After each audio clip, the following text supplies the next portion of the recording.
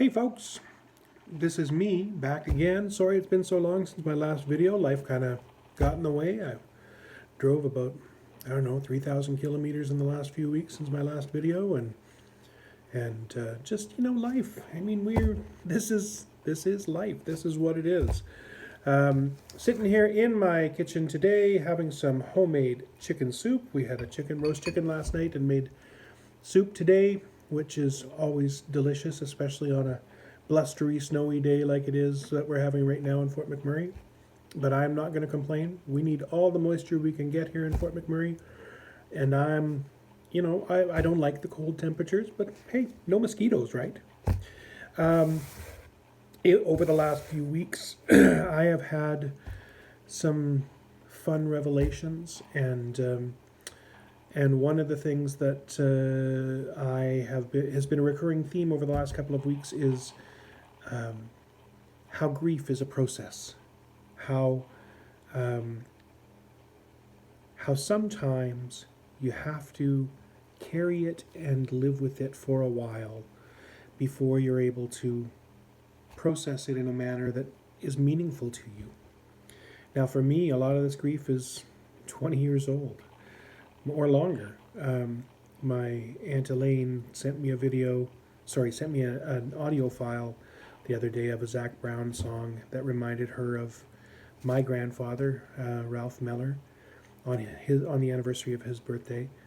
But the song also made me feel and think about my dad, and it got me in an exchange with my niece Caitlin, who sent me a song that reminded her of my dad, or maybe it was Purple Papa. I don't know. Either way, so I sent her a few back, and we've started this exchange, and it's very cathartic to realize that I'm not the only one who's carrying this grief.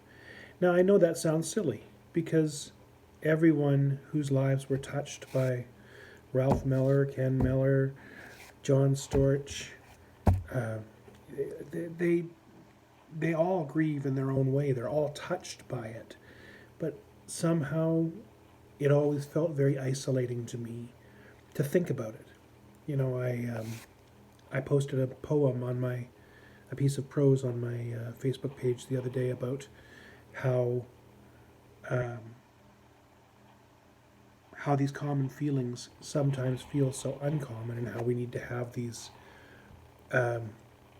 conversations more openly so that people understand that they're not the only ones feeling these things. And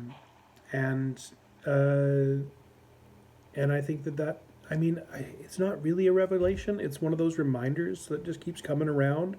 I'm just a slow learner, apparently, and maybe you are too. So I'm just reminding you that you're not the only one carrying your grief. That we all, if we were touched by that person, even if we weren't touched by that person, even just knowing you and knowing that you're grieving makes me grieve with you. My heart breaks when your heart breaks. And those are conversations that I think need to happen more openly. On the flip side of things,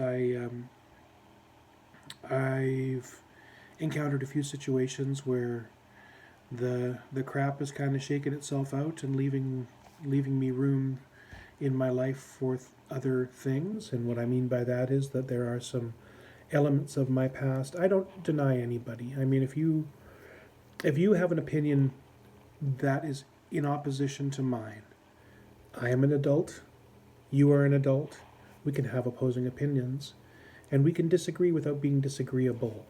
It's that point in which the disagreement becomes disagreeable that I take issue with.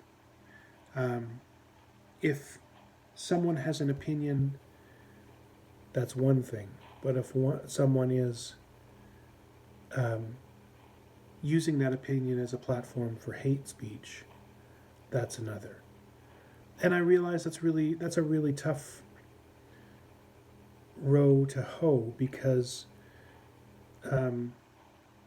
so many of us are influenced by the things around us, and unfamiliar things can be scary, and scary things breed contempt in a lot of ways. So I just want to remind you that you can disagree with someone without being disagreeable. That if something pops into your head that says, I'm going to say something hateful, just edit those things closely, especially if you're commenting on somebody else's Facebook page. It's a great rule. If you come across something that you don't agree with on someone else's platform, you don't have to comment. And realize that if you do, you are absolutely free even on Facebook, even on any of the social media platforms, because they are public and publicly accessible. You are absolutely, in Canada, you have a charter right to free speech. You don't have a charter right to consequence-free free speech. So, you might find that the people that you're disagreeing with just don't want to associate with you anymore. And maybe that's good, maybe that's not.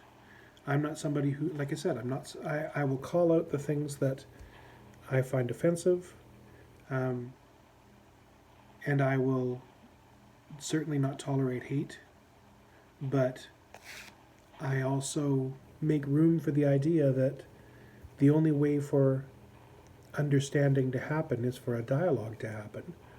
And so I'm sometimes going to have to hear things that I don't agree with so that I can try and understand the person who is saying those things better and see where the seeds of those things that I find hateful come from.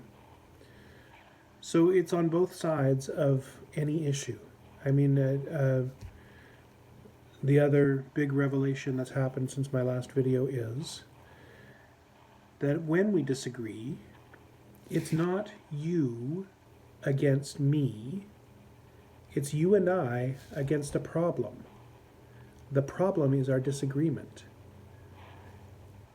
I don't have a problem with anybody who disagrees with me. On a personal level, they're a human being, I'm a human being, we have different ways of thinking based on our uncommon experiences.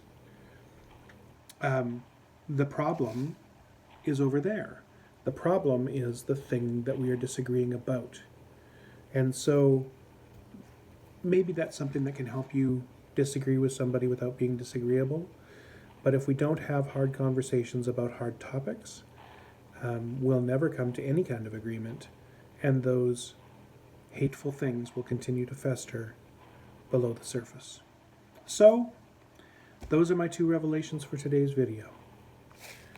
Grief does not mean you're alone in your grief. We can disagree without being disagreeable.